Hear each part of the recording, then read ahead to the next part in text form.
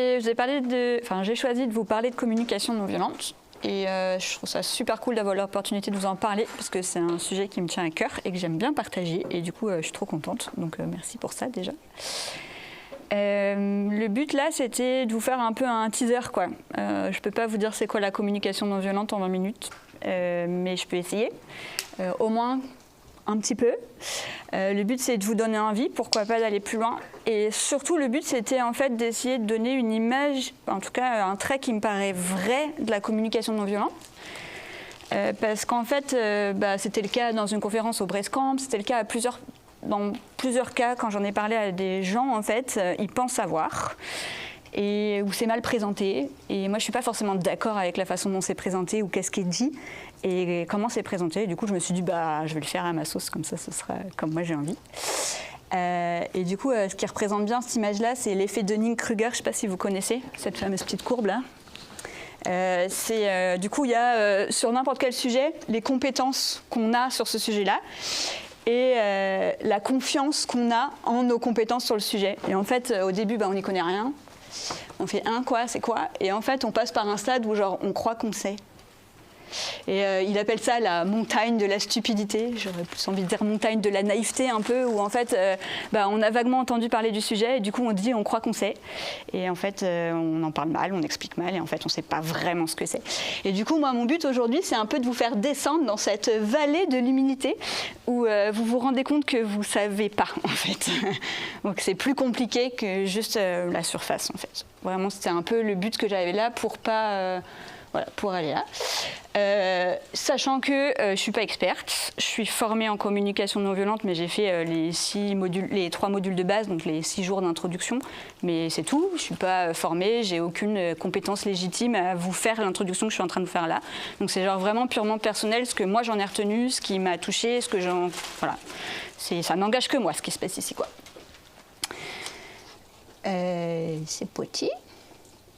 Donc on va commencer par les origines de la communication non violente. Donc la communication non violente, donc CNV, je l'écris après, c'est pour communication non violente, mais ça a été créé par un psychologue américain qui s'appelle Marshall Rosenberg, qui est né en 1934 et du coup qui a grandi dans les années 40 à Détroit, dans le Michigan aux États-Unis. Et à cette époque-là, c'est un vrai cadre, il y a beaucoup de racisme. C'est un milieu qui est très mixte, avec énormément de racisme, et c'est quelque chose qui l'a vraiment marqué dans son enfance. Et c'est un peu de là que ça vient, en fait, la CNV. Il s'est dit, merde, en fait, au fond, nous, on a tous envie d'être cool, en fait, d'être bien, de faire du bien pour nous, de faire du bien pour les autres. Comment on en arrive à des degrés de violence, en fait, les uns envers les autres, de ce qu'il voit, lui, au quotidien, au niveau du racisme. Il dit, mais comment on en arrive là? Comment on arrive à se déconnecter autant, en fait, de ce qu'on a un peu au fond de nous? Et c'est ça qu'il va chercher à résoudre par la communication non violente. Donc lui, son objectif, c'est d'essayer de renouer avec soi et de renouer avec les autres. C'est ce qu'il cherche à faire. Et du coup, il cherche un moyen de communication pour... c'est ce qu'il appelle, il dit favoriser l'élan du cœur, on en parlera un peu plus après, mais c'est vraiment ça l'objectif, réussir à retrouver en fait une sorte de bien intérieur, je ne sais pas comment dire les choses, on en reparlera un peu après. Et du coup c'est l'objectif de la communication non violente, et du coup le moyen qu'il propose, c'est ce que lui appelle communication non violente, donc CNV. Ou qu'il appelle aussi communication empathique. Et je trouve ça pas mal de savoir que ça s'appelle comme ça aussi, parce que des fois ça permet de mieux comprendre aussi ce qu'il y a derrière, parce que communication non violente, on imagine tout de suite de parler tout doucement et être gentil. En fait, c'est pas exactement ça le message qu'il veut faire passer par là. Les mots non violents, il l'a choisi, pour lui c'est une référence à Gandhi et tout ce qu'il a voulu faire par là. C'est non violent au sens qui vient de notre bienveillance naturelle. Lui, il l'explique un peu comme ça. Et du coup, pour moi, la CNV, c'est 2 choses. C'est d'abord des fondements, une sorte d'intention, quoi, un grand principe, et le processus. Et souvent, quand on présente que le processus, et on oublie un peu l'intention. C'est pour ça que c'est important pour moi de vous parler de l'objectif qu'il avait derrière tout ça, et de l'intention avec laquelle on le fait, parce que si on n'a pas cette bonne intention, en fait, le processus tombe à l'eau. Donc on va commencer par là, c'est le moment le plus tricky, mais je vais essayer de faire du mieux que je peux. Donc ce qu'il a dit, Marshall Rosenberg, c'est notre nature profonde nous porte à aimer, donner et recevoir. À aimer, donner et recevoir, pour moi il y a vraiment cette idée-là de si on veut faire de la CNV, il faut aussi admettre une sorte de fait que l'homme est bon au fond de lui-même. Si on ne part pas de ce principe-là, en fait, la CNV, ça ne marchera pas forcément bien parce que lui, il l'a créé avec cette hypothèse-là. Et du coup, faire de la CNV, c'est essayer de communiquer avec l'autre avec la seule intention de donner et de recevoir avec bienveillance. S'il y a un truc à retenir, pour moi, la CNV, c'est ça. Le reste, c'est un moyen, en fait. C'est un processus qu'il a inventé, qui peut marcher bien, des fois pas marcher. Lui, c'est ce qu'il propose de mieux. Mais en fait, l'intention, c'est ça. Et si l'intention, on ne l'a pas, en fait, on fait pas de la CNV. Et du coup, moi, il y a un truc qui me dérange vachement quand on en propose, c'est on dit la CNV, ça peut aider à résoudre les conflits, ou dans le cadre du travail, si on n'est pas d'accord avec quelqu'un, ça peut aider. Alors oui, c'est vrai, ça peut aider, mais si on arrive dans un conflit ou dans un rapport avec l'autre avec l'intention de faire changer l'autre, ou de lui imposer notre point de vue, ou de lui faire bien comprendre ce que moi je pense vraiment, en fait, on ne fait pas de la CNV parce qu'on n'est pas dans l'intention de donner et recevoir avec bienveillance. Et ça, pour moi, c'est hyper important parce que, du coup, pour moi, toutes les déviances, tous les faits qu'en fait, on peut utiliser de la CNV pour manipuler, etc., qui peut être hyper mal interprété, pour moi, elles viennent de là. C'est à partir du moment où on ne le fait pas avec cette intention-là. En fait, forcément, ça amène d'autres choses, ça amène d'autres résultats, ça amène d'autres écarts. Et du coup, il y a un peu, je ne sais pas si c'est une philosophie, si on me le dit, mais des grands principes un peu que lui, il défend et qui se retrouvent vachement dans son livre. Et j'en ai pas parlé, du coup, tout ce que je raconte est inspiré de ce livre-là qu'il a écrit, qui se lit super bien, qui s'appelle « Les mots sont des fenêtres ou des murs ». Et je peux le prêter si vous voulez. Mais du coup, les grands principes qu'il y a derrière, il y a l'idée de prendre la responsabilité de nos besoins. Pour Marshall Rosenberg, on a tous des besoins universels. On a besoin de manger, de boire, d'avoir chaud, ça c'est des besoins corporels. Mais on a aussi besoin d'autonomie, on a besoin de liberté, on a besoin de pouvoir avoir confiance, on a besoin de partager, on a besoin de célébrer des choses qui nous arrivent dans la vie, des choses comme ça. Donc ça, pour lui, c'est universel, on a tous ces besoins-là. Mais par contre, tout ce qui est les valeurs ou ce qu'on va considérer comme bien ou ce qui va nous aider à nourrir ces besoins est pour le coup complètement personnel. Et du coup, lui, il valorise l'idée d'une espèce de bien individuel à l'inverse il n'y a pas de jugement moral, de bien commun, quoi. De bien ou mal commun. En gros, tu ne peux pas dire si moi quelque chose est bien pour moi, je ne peux pas te dire ça c'est bien, donc tu dois le faire. Il s'oppose vraiment à ça. Il se dit en fait, on doit faire les choses non pas parce qu'on doit, parce qu'on nous dit qu'il faut faire comme ça, parce que moralement c'est bien, mais bien parce qu'en fait tout au fond de nous, on a notre élan du cœur qui nous dit que ça c'est bien. C'est clair ce que je raconte ? Ouais, là cette partie elle est un peu, je sais, voilà. Et du coup c'est ça pour lui, c'est prendre la responsabilité de nos besoins, c'est ça, j'en reparle aussi après un petit peu. C'est de se dire, si moi j'ai besoin d'avoir de la liberté, en fait c'est ma responsabilité d'obtenir ma liberté, de trouver les moyens d'obtenir ma liberté. Je peux éventuellement demander des choses aux autres, mais sans les exiger, on verra après. Mais en fait finalement c'est moi qui suis responsable de créer ma liberté comme moi j'en ai besoin. Parce que moi j'en ai besoin d'une certaine façon, j'ai peut-être besoin de beaucoup de liberté, toi peut-être pas. Et du coup, finalement, c'est pas à moi de te dire non, il faut être ça parce que c'est important d'être libre. Non, c'est à moi de dire moi, j'ai envie d'être libre, du coup, je vais me créer les besoins et toi, tu as envie de quoi ? En gros, toi, tu as besoin de quoi ? Et c'est en ce sens-là qu'il s'oppose à vraiment tout rapport de domination. Et il en parle beaucoup au niveau de l'éducation, notamment ou des enseignants. Du coup, de pas. En gros, c'est le parent, il n'est pas là pour dire à son enfant ça c'est bien, ça c'est pas bien. Il est là pour l'aider à faire grandir, à dire au fond de lui, à le trouver tout seul au fond de lui ce que lui considère bien. Et du coup, l'enfant finalement va agir parce que lui, il y croit que c'est bon pour lui. C'est un peu naïf et bisounours de dire un peu comme ça, mais c'est l'idée qu'il y a avec derrière. Mais en tout cas, dans donner et recevoir avec bienveillance, il y a vraiment ça, cette idée de se dire ce qui est important pour moi et pour mes besoins, il ne l'est peut-être pas pour la personne en face. Et du coup, mon rôle, c'est à la fois de dire clairement et de faire respecter mes besoins et de laisser la place à l'autre pour que lui puisse exprimer ses besoins qui ne sont pas forcément les mêmes. Et c'est ça, donner et recevoir avec bienveillance. Ça va ? Ok. Du coup, on va parler du processus MER, qui est le OSBD, si vous en avez déjà entendu parler. Donc, c'est un processus en 4 étapes. OSBD pour observation, sentiment, besoin, demande.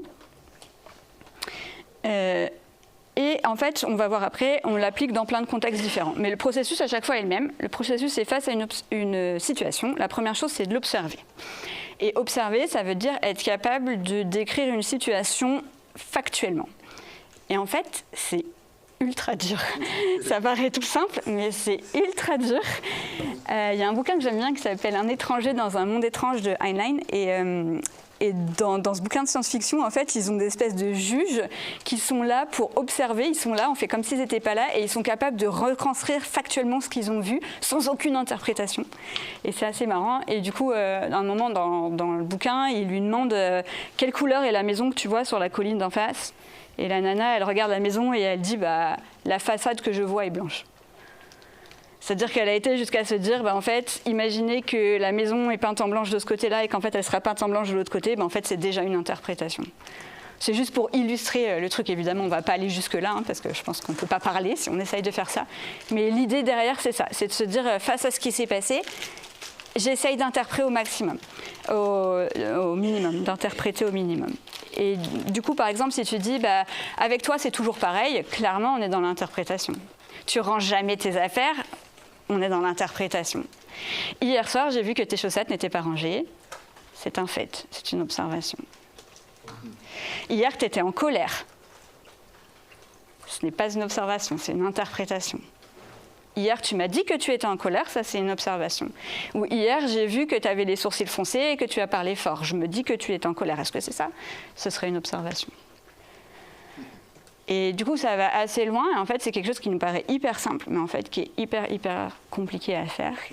Et du coup, la CNV, ce qu'elle propose de faire, c'est dans un processus. Dans ce processus-là, c'est face à quelque chose qui nous est arrivé, déjà être capable de dire quand il s'est passé ça, et de réussir à le dire sans interpréter, sans jugement. Interpréter, c'est un réflexe qu'on a pour gagner du temps ou pour acquérir ou supposer des informations qu'on n'a pas toujours.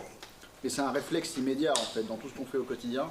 Et dans ce cadre-là, il faut interpréter le moins possible. C'est ça. Là, ce qui t'invite à faire, c'est déjà prendre du recul sur la situation. Donc là, il y a des exercices dans le livre, par exemple. Hier, Jean était en colère contre moi sans aucune raison. Observation ou pas? Non. Et lui, il dit pour deux choses. Déjà, on ne sait pas s'il était en colère, en fait. Et sans aucune raison, on porte un jugement sur ce qui s'est passé alors qu'on ne sait pas. Hier soir, Eliane s'est rongé les ongles en regardant la télévision. Observation. Olivier n'a pas demandé mon avis pendant la réunion. Observation. Mon père est un homme généreux. Interprétation. Et du coup, lui, il dit, par exemple, depuis 25 ans, mon père a donné 1/10 de son salaire à des œuvres charitables. Ce serait une observation. Claire travaille trop. Elle est où, Claire? Interprétation. Henri est agressif. Interprétation. Catherine est arrivée la première tous les jours cette semaine. Observation. Voilà, etc. Ça va? Ouais. La deuxième étape du processus, c'est de nommer l'émotion qui est née quand on pense ou quand face à cette situation. Donc lui, il parle de sentiment. Après, ça a été traduit de l'anglais. Moi, j'aime pas le mot sentiment. Il y en a qui font la différence entre sentiment qui dure, émotion qui dure pas. Là, clairement, vu le contexte, en fait, on s'en fout. C'est quelque chose qu'on ressent. Appelez ça sentiment, émotion, ressenti, comme vous voulez. Je m'en fiche.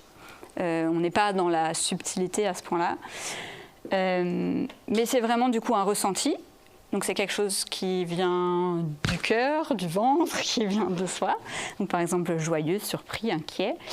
C'est une réaction psychologique et physique. Et moi j'aime bien l'émotion, l'étymologie. Ça vient de émovere qui est bien mouvement hors d'eux. Donc comme s'il y avait quelque chose qui est un mouvement qui se crée en soi et qui veut sortir. Et je trouve que ça illustre bien ce qu'on veut parler. Je ne l'ai pas écrit, j'ai oublié de l'écrire, mais ce qui est hyper important, c'est de se dire que toutes les émotions sont OK. On n'est surtout pas là pour dire il y en a des bonnes, des pas bonnes, des qu'il faudrait ressentir, des qu'il ne faudrait pas ressentir. La seule chose auquel Marshall Rosenberg invite à faire, c'est ne pas... il y a des mots qui ressemblent à des émotions, mais qui portent en fait interprétation sur le jugement de l'autre. Par exemple, je me suis sentie abandonnée. En fait, c'est à la fois un ressenti et à la fois on est encore un peu déjà en train de juger ce que la personne en face a fait. Et du coup, il invite à ne pas utiliser ces mots-là. Je me suis sentie blessée, peut-être, ou je me sens seule, mais je ne me sens pas abandonnée. On essaye de ne pas cacher de l'interprétation des actions de l'autre dans ces mots-là. Du coup, là, je vous propose un petit jeu. Si je vous laisse 1 minute, vous pouvez me nommer combien d'émotions, de sentiments différents? Là, cherchez des mots d'émotion. Tous ensemble, tous ensemble. Vas-y, les 15... Allez, paf, 1 minute, je vous laisse. Colère. Peur. Peur. Confusion. Je me sens confus, ok. Confus. Tristesse, je me sens triste. Heureux. Joyeux. Motivé. Je crois qu'on a déjà dit colère. Fatigué. Pas mal de synonymes aussi. On va éviter les synonymes. Frustré, on l'avait pas dit? Non, je crois pas.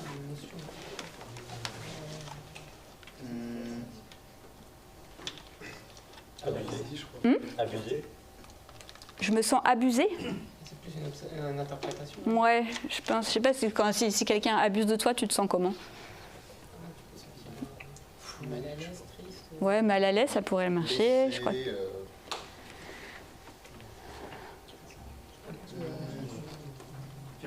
On en a 10, fier.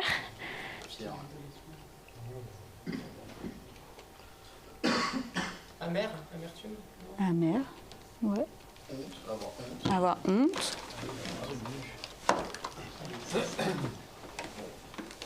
Bon, on s'arrête là. C'est facile ou pas comme exercice? Non. C'est pas facile de trouver des sentiments qui sont pas un peu synonymes d'autres en fait. Mais en fait, ils ont leur subtilité après chacun. La colère et la rage. Bah, c'est ça, quand tu es en colère, quand tu es en rage, quand tu es agacé, quand tu es irrité, bah, en fait, tu dis un peu la même chose, mais tu dis pas exactement la même chose. Et à votre avis, quelle est la taille de la plus longue liste de sentiments et émotions que j'ai trouvée? Français. En français, ouais. Parce que je cherchais une liste pour vous montrer, et j'en ai... Plus encore. Si tu veux avec les synonymes. Si tu veux avec les synonymes, si tu veux avec les synonymes, tu peux taper dans le millier. 1250. Ah non, 1025, pardon. Puis 1250, c'était 1025. Voilà. Tout ça pour dire que, bon, je vous en donne une plus sympa quand même, qui est un peu moins... Il n'y en a pas 1025 cette fois-ci. Mais en fait, c'est un exercice qui est hyper difficile et qu'on ne sait pas faire. Les enfants sont généralement meilleurs que nous d'ailleurs à reconnaître leurs émotions. Il y a plein de choses qui permettent de reconnaître ces émotions, notamment des sensations corporelles. En fait, on peut aussi apprendre à voir où est-ce que ça se joue dans notre corps, à le ressentir à différents endroits pour savoir où on en est. Mais c'est quelque chose qui se travaille et quelque chose qui est hyper difficile. Mais du coup, pour interpréter ses besoins, on va le voir juste après, c'est hyper important de connaître ses émotions et de savoir les reconnaître et du coup de savoir les nommer. Et voilà, c'est juste pour vous montrer qu'on tombe vite dans la vallée de l'humilité, là, en mode « oh punaise ». Ouais, c'est gentil de dire comment je me sens, mais en fait, je ne sais pas bien faire. Moi, pas mieux. Hein. Voilà. Donc, deuxième étape. Première étape, on observe sans interpréter. Deuxième étape, on nomme le sentiment que ça a fait émerger chez nous. Et quelle est la cause de ce sentiment? Si je me sens en colère, ça cause de quoi? Ça dépend. Ouais. Ça peut être soit un fait qui nous est propre, soit un fait qui peut être...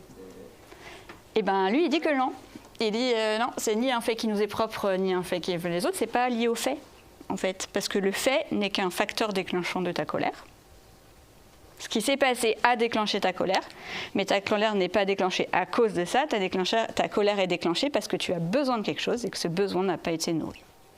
La colère, c'est l'émotion qui dit « ma limite a été franchie ». Du coup, l'événement a déclenché ma colère parce que j'ai une limite qui a été franchie. Et là, j'ai besoin de quoi? J'ai besoin de pouvoir asseoir ma limite et de pouvoir me protéger. Mais en fait, ta colère, elle ne vient pas de « on t'a dit une insulte » ou je ne sais pas quoi. Elle ne vient pas du fait. Elle vient du fait. Elle vient de ton besoin de brasser ta limite, ton besoin de sécurité. Et là, c'est hyper important en termes de vocabulaire là, dans la communication non violente. Donc, il dit, une fois qu'on a donné le sentiment, on parle de son besoin. Et prendre la responsabilité de son besoin, ce qu'on disait avant, c'est ça. C'est aussi se dire, si je suis en colère, c'est jamais la faute de l'autre, en fait. C'est que j'ai un besoin à moi, quelque chose qui est important pour moi, qui a été pas nourri. C'est clair ou pas? Ouais. Et ça, dans le principe d'interpréter le truc, c'est hyper important. Tu ne dis jamais, à la réunion, machin, Bidule a crié fort, du coup, ça m'a mis en colère. Non. Et j'ai été en colère parce que j'ai besoin de calme.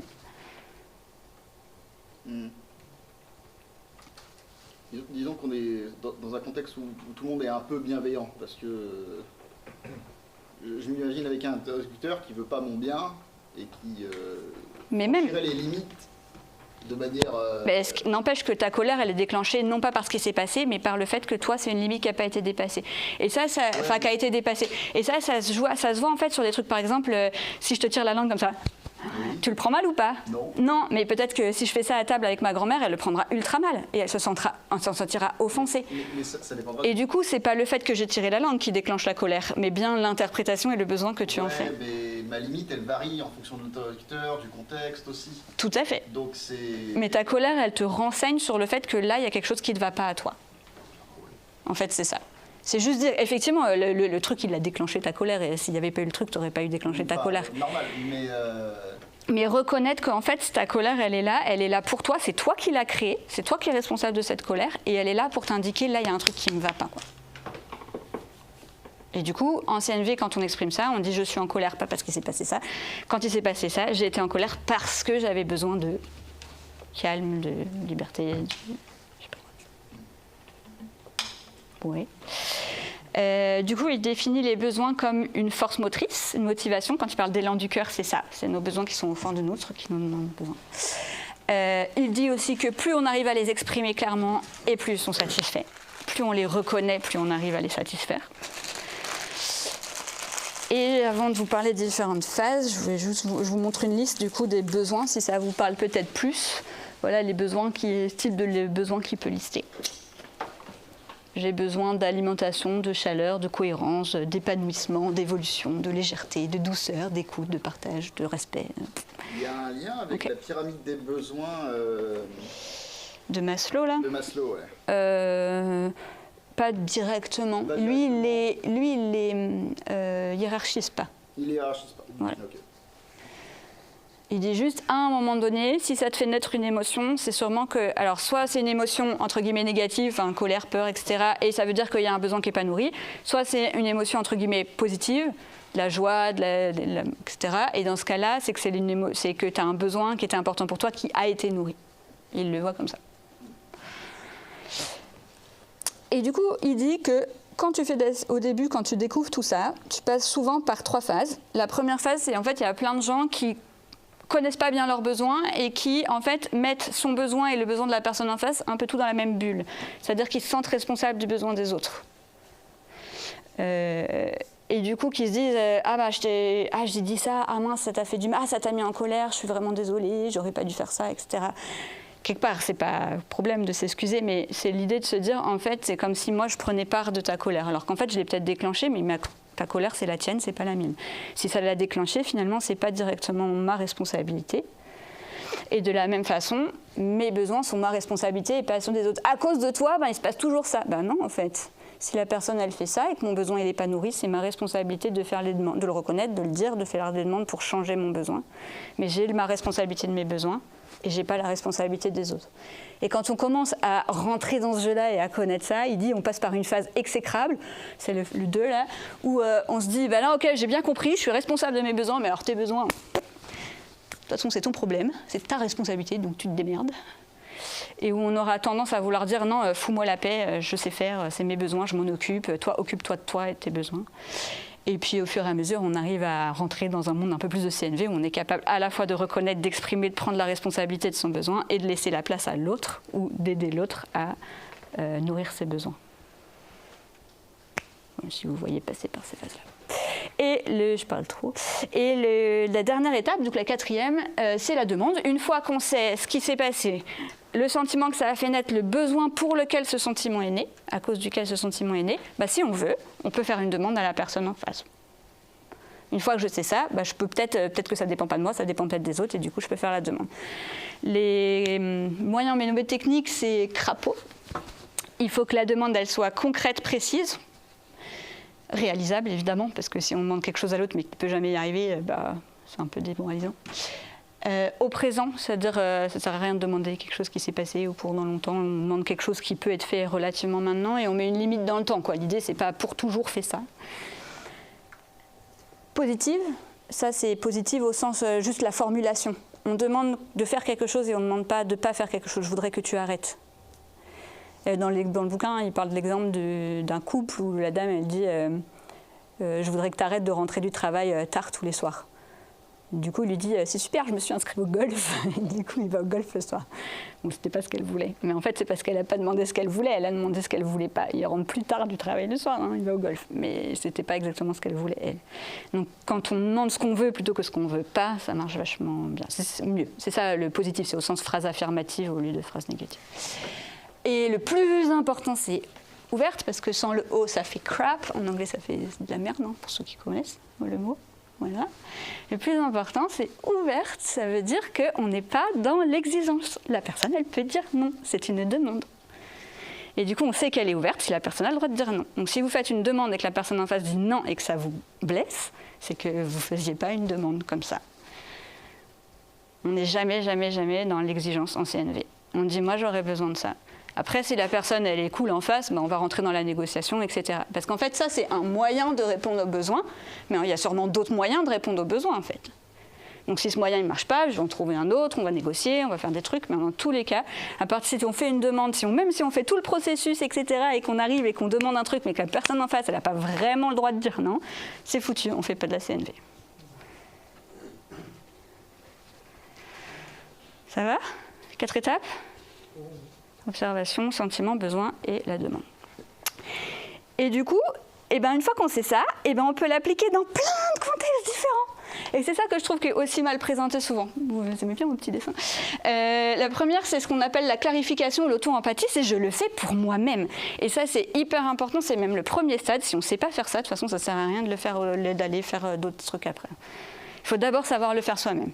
Je viens de vivre ça, il s'est passé ça dans ma vie, il s'est passé ça en réunion, il s'est passé ça face aux clients, etc. Qu'est-ce qui s'est passé pour moi ? Je me suis sentie comment ? Donc qu'est-ce qui s'est passé ? Est-ce que je suis capable de le dire factuellement déjà ? Parce que quand je dis c'est toujours comme ça, est-ce que c'est quoi veut dire quoi toujours comme ça ? En fait, c'est juste la dernière fois, mais je l'interprète comme toujours. Est-ce que c'est quoi ? Dans quel état ça me met ? Quel sentiment ça me donne ? Quel besoin moi j'ai ? Et qu'est-ce que j'aimerais demander à la personne ? Qu'est-ce que je demande à moi-même aussi ? On peut l'utiliser quand on ne se sent pas bien ou quoi, se dire ok, je me sens pas bien, qu'est-ce qui se passe, de quoi j'aurais besoin en fait. Et ça, c'est une étape hyper précieuse. Les gens ils me demandent ah ouais, toi tu fais de la CNV et tout. Je fais bah ouais, moi je fais de la CNV tous les jours en fait. Mais en fait, vous le voyez pas parce que moi je fais ça en fait.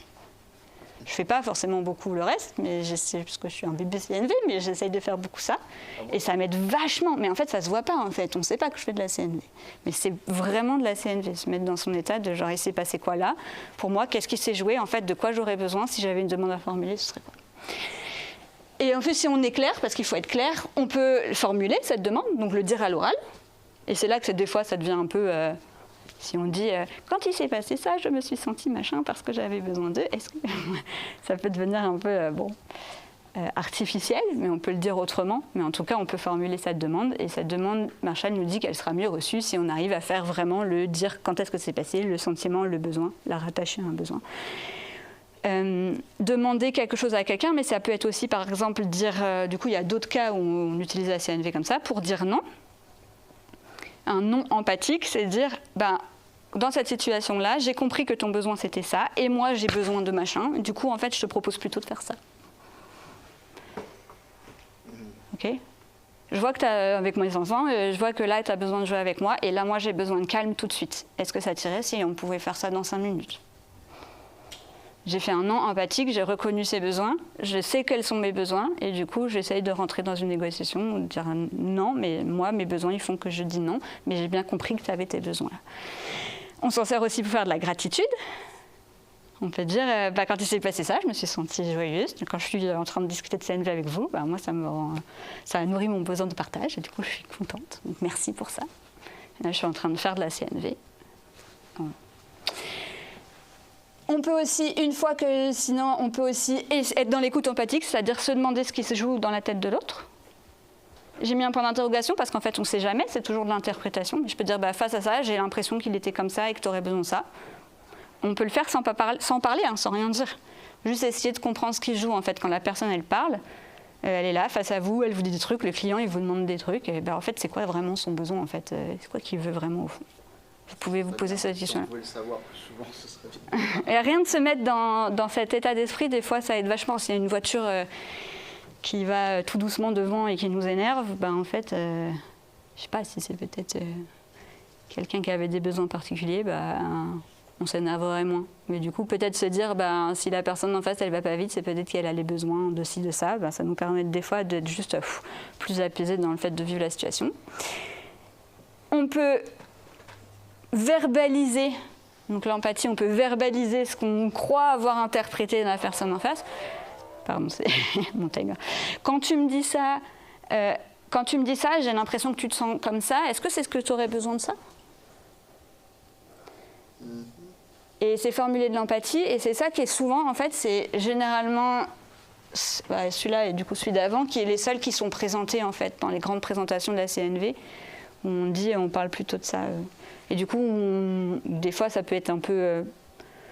si on le fait tout le temps, ça peut devenir très lourd de paraphraser. Mais des fois, paraphraser, ça marche super bien. Ah, elle m'a trop énervée, ma mère, quand elle m'a dit ça et tout, machin... Quand il s'est passé ça l'autre jour, ah ouais, j'ai l'impression que tu étais en colère quand tu étais au repas de famille. Est-ce que c'est parce que tu aurais besoin qu'on écoute mieux plus ce que tu dis ? Ah ouais, c'est ça. Et donc c'est ça, formuler de l'empathie. Et puis le dernier, je le dis vite fait, mais ça, du coup, il y a des formations exprès pour ça. On peut utiliser la CNV, bien sûr, pour faire de la médiation, c'est-à-dire quelqu'un qui soit en dehors de la situation, qui aide chacune des personnes à verbaliser en observation, sentiments et besoins, ce qui s'est passé pour arriver à une demande et une solution cohérente. Et dans tous les cas, un des indicateurs qu'on a touché la bonne chose, c'est on sent un relâchement dans son corps, ou si la personne était en train de parler, le flot de parole cesse. C'est les indications qu'il met. Ça fait quelque chose. Quand on touche le bon besoin, ça fait quelque chose. Et si on se trompe de besoin, généralement, ça ouvre suffisamment la conversation pour que la personne elle dise « Bah non, j'étais pas en colère, en fait, j'étais triste. » C'est pas grave, ça renvoie la conversation. C'est généralement pas mal pris si c'est vraiment dit dans une intention ouverte. « Ah ouais, est-ce que c'est vraiment ça qui s'est passé ?» Ça va ? Voilà ce que moi j'avais à vous présenter. Donc là j'ai fini de parler moi, et le but c'était de vous laisser après le temps de... Moi je voulais juste faire vraiment cette grosse introduction. Et si vous avez des questions, vous voulez juste en discuter. Ouais. Des fois, ouais. Bonne question, est-ce que je refuse des fois ? Bah non, mais ça on le fait tous, non ? De se dire, du coup je vais faire plus de sport, du coup je vais me dire que je vais faire du yoga toutes les semaines à telle heure, et puis merde, tu le fais pas. Je vais pas m'auto-flageller parce que je l'ai pas fait, tu vois, c'est... On le fait quand même pas après. Peut-être qu'on n'a pas touché le bon besoin, ou que c'était pas la bonne demande pour nous à ce moment-là. Je sais pas. Est-ce que c'est facile de trouver le besoin ? Tu vois, il y a des fois des émotions qu'on a, on sait, c'est pas le fait qu'ils avaient déclenché, mais on sait à quel moment elles sont intervenues. Ouais. Mais de réussir à identifier pourquoi elles sont intervenues.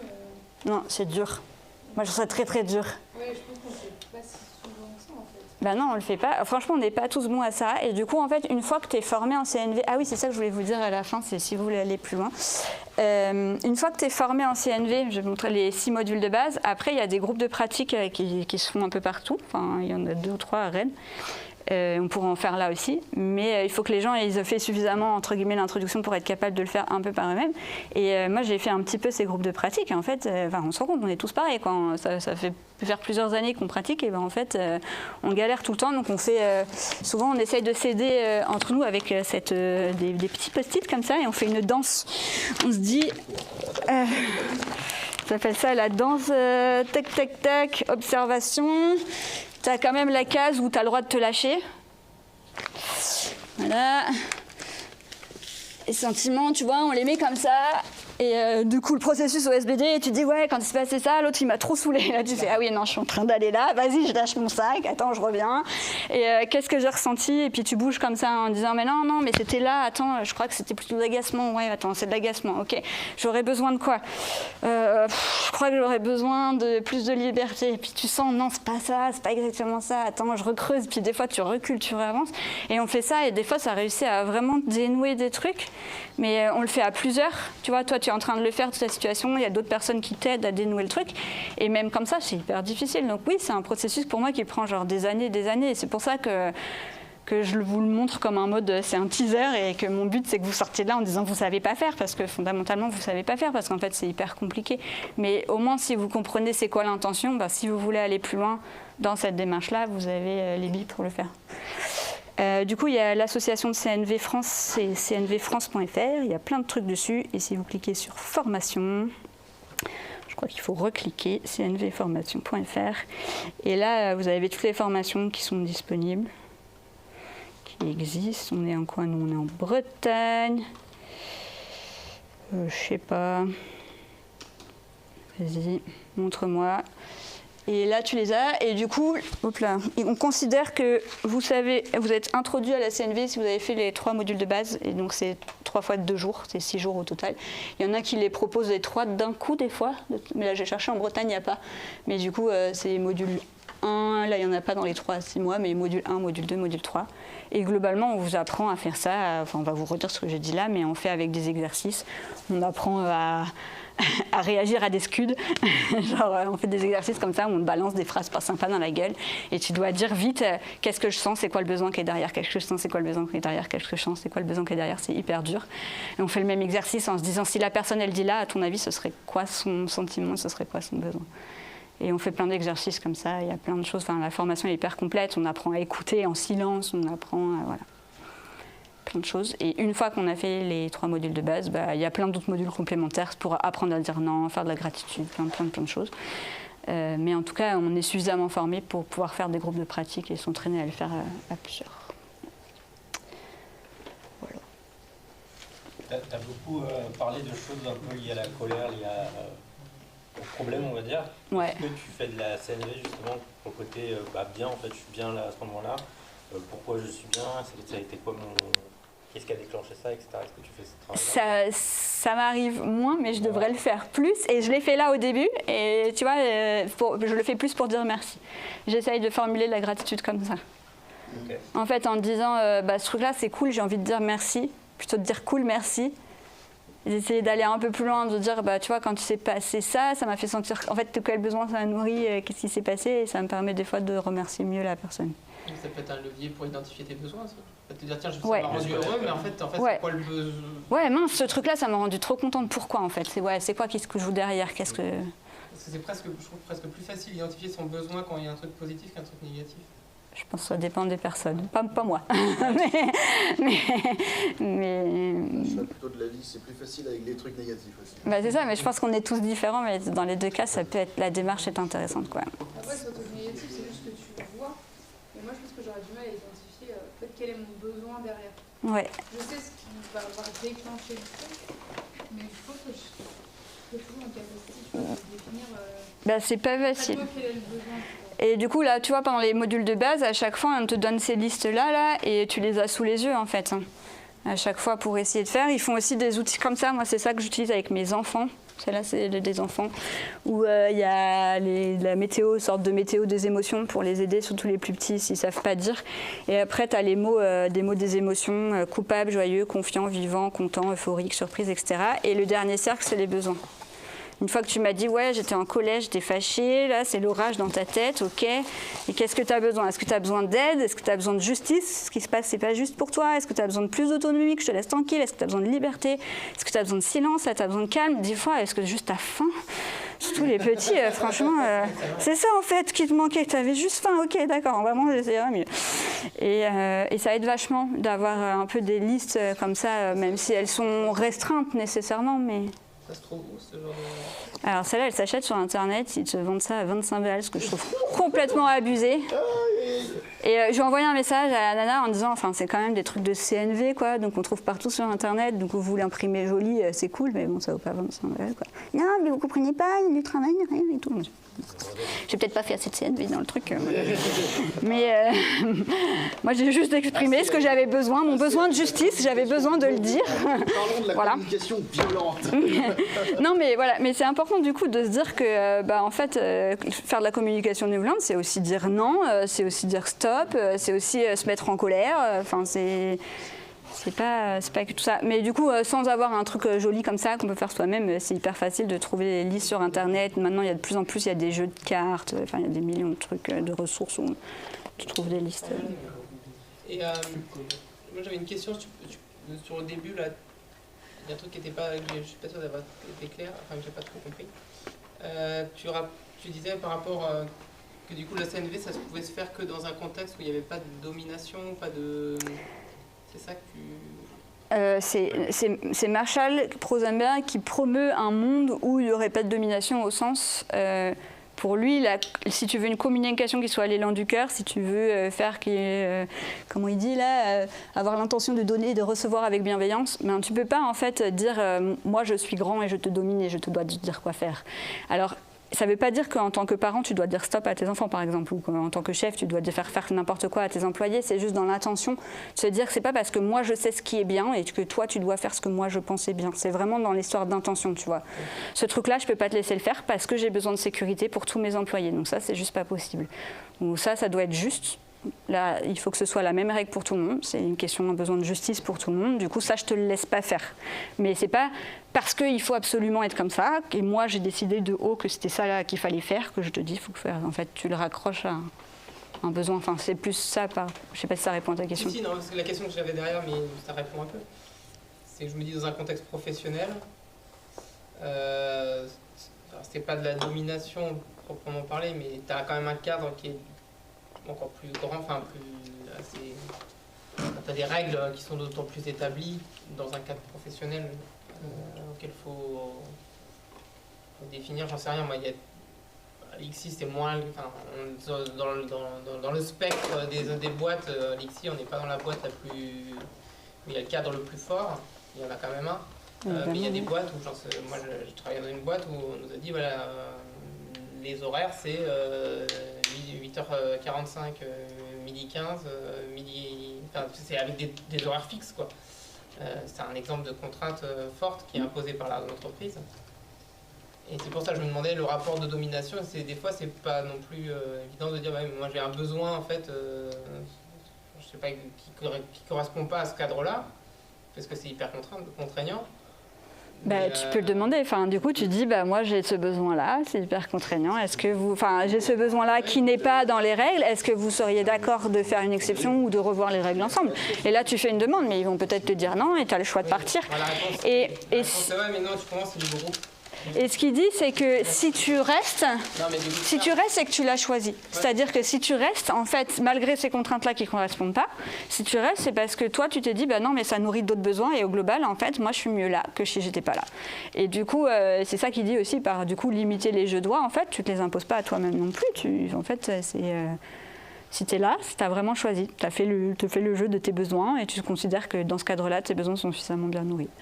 Sinon, bah, il y a une différence aussi entre la domination que tu dis et les règles aussi. Où là, je pense que ça s'applique à tout le monde. Voilà, règles et domination, c'est pas du tout la même chose. Cadre et domination, pour moi, c'est pas du tout la même chose. Ouais. Oui, mais c'est juste que la limite, des fois, entre le cadre et la règle et la domination que ça peut engendrer, parce que, je sais pas, ton N+1, lui, il interprète que c'est comme ça, et enfin, que pour lui, la règle, c'est ça. Des fois, il y a une confusion un peu entre les deux, quoi. Bien sûr. Bah, mais ça rejoint un truc, c'est que tu ne peux pas vraiment avoir de la communication non violente quand c'est une entité qui n'est pas humain qui s'adresse à toi. Quand tu reçois un communiqué par mail qui est tellement impersonnel que tu ne peux pas l'interpréter, tu ne peux pas avoir une communication non violente avec l'entité de la boîte, quoi. C'est une belle question. Est-ce que je peux faire de la CNV avec la boîte? Moi, j'aurais tendance à dire que si. En fait, la boîte, elle peut avoir ses propres besoins intrinsèques et respecter les tiens. Tu ne veux pas être dans la bienveillance d'une entité qui est pas, qui est complètement Pourquoi pas en face de toi. Bah si. Puisque être dans la bienveillance, c'est respecter son élan et sa motivation et ses besoins. Ouais. Bah, si la motivation et l'élan de l'ICSI, c'est de se faire de l'argent, d'avoir des employés peut-être qui sont heureux, j'en sais rien, moi, tu vois, il y a plein de valeurs. Et ben toi, en fait, tu peux savoir respecter ces besoins-là aussi, en disant, je sais que le cadre, il a ces besoins-là, je sais pas. Et on sort peut-être un peu, effectivement, du truc, mais je me dis, pourquoi pas, en fait. Tu respectes les besoins de la situation, en fait. Moi, je me dis que la CNV, c'est un bon pas en avant, je pense, dans une direction que j'aime bien. Après, on reste quand même dans une société qui est bourrée de rapports de force et de domination. Au-delà de la société, homme-femme, bon bref, il y a plein de trucs. Et je me dis que le cadre dans lequel il peut s'appliquer, il est finalement un peu restreint. Parce que tu te retrouves, c'est un peu ce que tout le monde dit, c'est tu te retrouves face à un type qui de toute façon va dire non à tout ce que tu pourras dire parce qu'il en a rien à faire de toi, parce qu'il considère que t'es supérieur, et en fait tu vas... T'en as beaucoup de gens comme ça, il y a des... Bah, quand tu vas, j'en sais rien, oui, je pense qu'on a... Mais pour moi, elle s'applique quand même. Pour moi, elle s'applique quand même parce que tu es quand même là, en son de toi, de dire en fait, quand il se passe là, comment moi ça me met en fait. Comment moi ça me met, moi j'ai besoin de pouvoir exprimer ma liberté et que mes besoins soient respectés. Et là, ce cadre-là ne me le permet pas. Qu'est-ce que je choisis de faire? Quelle demande je me fais à moi-même? Je pars de là, je me bats, je le dis, je cherche des gens pour faire un contre-pouvoir à cette personne-là. Je fais quoi en fait? Il y a plein d'actions que tu peux faire pour aller nourrir tes besoins de cette personne-là qui t'oppresse en fait. Alors pas tout le temps, des fois c'est plus compliqué que d'autres, mais ce que je veux dire c'est que la CNV pour moi elle aide, enfin moi elle m'a vachement aidée, parce que des fois je me disais oh là je me sens pas bien, je sais pas pourquoi, mais j'étais incapable de dire en fait ce que j'avais besoin ou qu'est-ce qui me gênait dans la situation, et maintenant je suis capable et je trouve que c'est vachement plus facile d'obtenir ce que je veux, maintenant que je suis capable de dire bah, en fait dans tel rapport j'attends ça. Oui, je dis pas que ça aide pas, hein. Je pense que ça aide, mais tu te retrouves, je pense, plus souvent à te faire ta demande parce que tu sais qu'en face, ça passera jamais. C'est ça. Et tu te retrouves vite à te dire, bon bah ok, cette personne, je vais plus la voir, quoi. Par exemple. Bah, ou je vais plus lui demander. Moi, c'est le cas avec mon papa. Enfin, quand je commençais à la CNV, j'ai essayé de creuser mes relations avec mon papa. J'ai été jusqu'à faire, tu vois, ce que je disais, la danse pendant des heures avec des gens et tout pour dire qu'est-ce que j'allais lui demander. Et le flop total, quoi. Puis j'ai essayé 2-3 fois. Et après, je me suis dit, non, en fait, il est juste pas capable d'entendre ma demande. Donc, en fait, il faut que j'arrête de demander. Ouais. Mais ça n'empêche que moi, je sais ce que j'attends plus clairement de la situation. Et même si j'obtiens pas la demande, bah, en fait, mon besoin, je vais trouver, tu vois, si j'ai besoin de partage ou de liberté ou d'être soutenue, parce que c'était un peu ça mon besoin, bah en fait je sais que je pourrais pas l'obtenir auprès de mon papa, mais du coup ce soutien je vais aller le chercher ailleurs, et en fait mon besoin il va quand même être nourri au final, je me sens soutenue, juste pas par la personne avec qui j'aurais voulu l'être à ce moment-là. Faire évoluer la situation telle que tu le voulais, mais en fait ça t'a permis toi d'analyser, d'avancer dans cette démarche-là et exactement. De le besoin autrement. En tout cas, d'identifier ça, tu les travailles sur toi-même, en fait, quoi qu'il arrive. Ben c'est ça, c'est pour ça que je dis, enfin moi, genre, 95% de la CNV que je fais, c'est ça, et ça m'aide vraiment. Enfin, après, ça n'aiderait pas tout le monde, je peux pas dire que c'est, voilà, mais moi, ça m'aide vraiment. Et quand j'en fais, c'est là, et ça aide pour tout, même si verbalement, bah, je vais rarement réussir à le formuler de quand il s'est passé ça, je me sens comme ça, j'aurais besoin de, j'y arrive pas bien. Mais je le fais très peu. Ça te permet peut-être d'accepter, même si en face, tu n'as pas la réponse que tu veux, parce que la personne n'est pas capable de te la donner, tu l'acceptes peut-être différemment, du coup. Bah, c'est ça, moi je me dis ok. Moi je sais, mais du coup, non, ça vient. Enfin, parce que je pense que quand on n'a pas identifié, finalement. Bah, on se dit c'est la personne de l'autre, c'est la solution en fait. Et du coup, on se dit c'est sa faute ou c'est la faute de l'autre. Et en fait, bah non, il faut sortir de c'est ma faute, c'est la faute de l'autre. Il faut se dire, bah non, en fait, il y a un besoin et il faut trouver une solution. Si cette solution-là, ce moyen-là, il ne marche pas, je vais chercher un autre moyen de résoudre quand même mon besoin. Et finalement, d'être bien. Est-ce que tu as déjà utilisé la CNV avec quelqu'un qui était extérieur mais qui n'était pas initié à ça? Bah oui, mon papa, du coup. Et oui, plein de fois. Des fois, on ne comprend pas. Des fois, c'est... Avec quelqu'un qui est énervé contre toi, par exemple, si tu essayes ça, est-ce que ça peut pas approprier la situation? Là, j'ai envie de parler, je vais faire un truc de discipline positive, enfin, parler du cerveau dans la main de Daniel Siegel. Je prends 2 minutes pour faire ça. Parler à quelqu'un qui est en colère, même en faisant ça, de toute façon, ça ne sert à rien. Et l'image, c'est Daniel Siegel, c'est le cerveau, c'est ça. Il dit, on peut représenter notre cerveau comme ça. Très schématiquement. Là, au niveau de doigts, c'est notre cortex préfrontal et c'est la partie qui est capable d'analyser les situations, d'avoir de l'empathie, en fait, de comprendre ce qui se passe pour l'autre, de formuler des demandes, de communiquer, etc. Et ici, ce serait, pour faire très simple, le cerveau des émotions. Et en fait, si tu as une émotion trop forte, bah, qu'est-ce qui se passe? Tu fais ça. Et en fait, quand tu es dans ta colère, tu es dans ton émotion, et en fait, tu n'es plus capable, et ça a été, c'est une image mentale, mais ça a été prouvé par les neurosciences, vraiment, cette partie du cerveau n'est plus activée. Tu n'es pas vraiment physiquement plus capable de réfléchir à ce moment-là. Et du coup, tu réagis avec entre guillemets, ton cerveau de survie, qui sait faire que plusieurs choses. Il sait faire fuir la situation, donc soit partir physiquement, voilà, mais ça peut être aussi aller faire autre chose. Enfin, c'est pas fuir, je me cours un peu. Te battre, enfin répondre, donc tu me tapes, je te retape, ou s'immobiliser. En gros, je suis figée, du coup, je fais plus rien. En fait, tu passes vraiment en mode réaction et pas je réfléchis, quoi. Et du coup, quelqu'un qui est en colère et qui est en train de te crier dessus, ben juste il est comme ça. Ça sert à rien de lui parler parce que de toute façon, même si tu essayes d'être comme ça et que tu essayes de lui parler, ben on a des neurones miroirs qui font qu'en fait, on capte les émotions des autres de fou et on les recopie. Et du coup, je peux te dire que la personne, elle crie dessus, toi en 5 minutes, tu es comme ça. Je peux te dire que là, le dialogue, il n'est pas très, très intéressant. Donc ça, j'ai envie de dire, c'est même complètement indépendamment de la CNV. Pour moi, quelqu'un qui est en colère, le but, c'est de faire retomber la situation. Une fois qu'on est tous les deux comme ça, on peut se parler. Et là, tu vas aller lui dire, bah, tu vois, quand il s'est passé ça, bah, je me suis sentie comme ça. Mais quelqu'un qui est en colère, tu peux essayer, hein, c'est mon choix. Je